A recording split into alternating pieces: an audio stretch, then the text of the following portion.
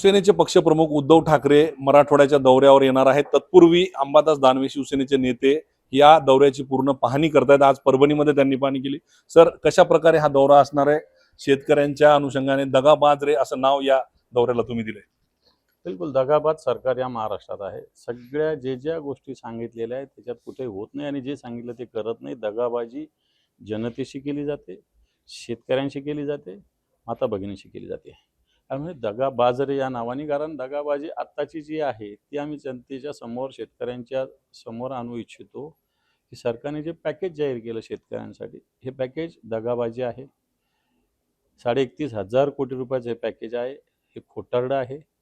याच्यात त्यांनी 3,47,000 रुपये जमीन खडून गेली त्यासाठी देणार. मला सांगावं, 3,47,000 नाही, 3 रुपये 47 पैसे तरी कोणत्या जमिनीला त्यांनी दिलेले आहेत का?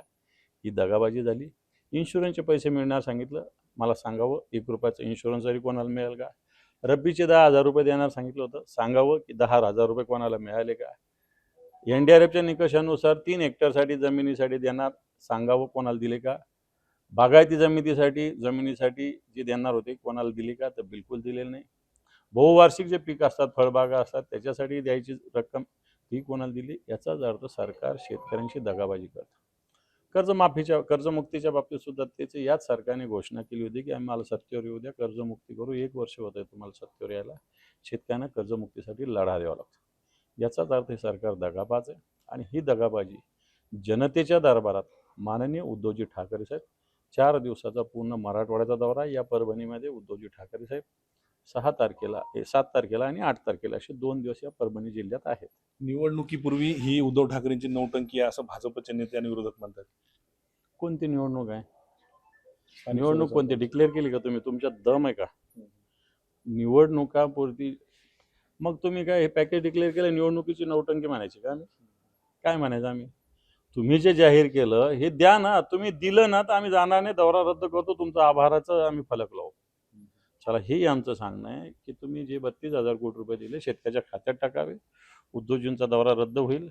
उद्धवजी सरकारचं आभार मानायला या गावात येतील, हे मी तुम्हाला सांगतो.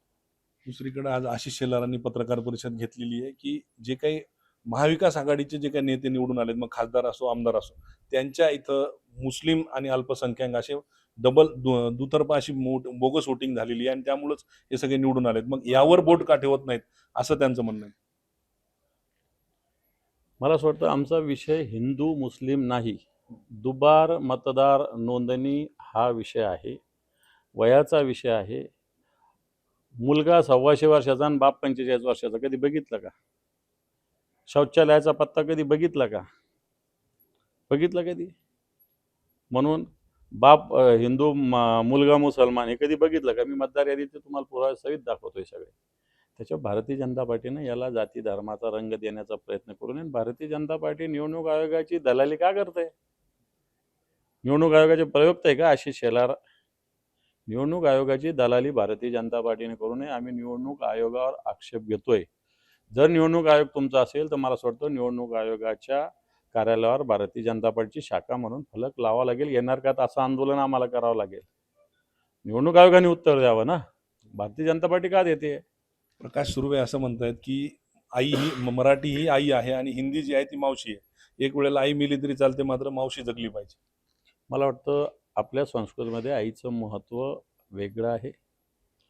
आई ही अतिशय महत्त्वाची आहे, मावशी महत्त्वाची नाही असं मी म्हणणार नाही. आम्ही हिंदीला विरोधसुद्धा करत नाही, परंतु पहिली भाषा ही मराठीच असली पाहिजे. हिंदी दुसरी भाषा असली पाहिजे. पहिली आणि दुसरी याचं काय असतं मराठीत अर्थ मला असं वाटतं चांगलं मराठी लोकांना माहिती आहे. पहिलीचा काय अर्थ असतो आणि दुसरीचा काय अर्थ असतो.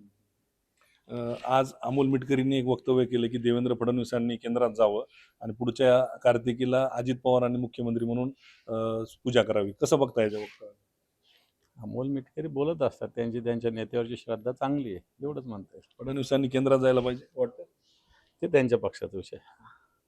तर हे होते अंबादास दानवे यांनी स्पष्ट केले की सरकारनं 32,000 कोटीचं पॅकेज जाहीर करून शेतकऱ्यांना अद्यापही दमडी दिलेली नाही आणि त्यामुळेच कुठंतरी उद्धव ठाकरेंकडून दगाबाजरे हा दौरा केला जाणार.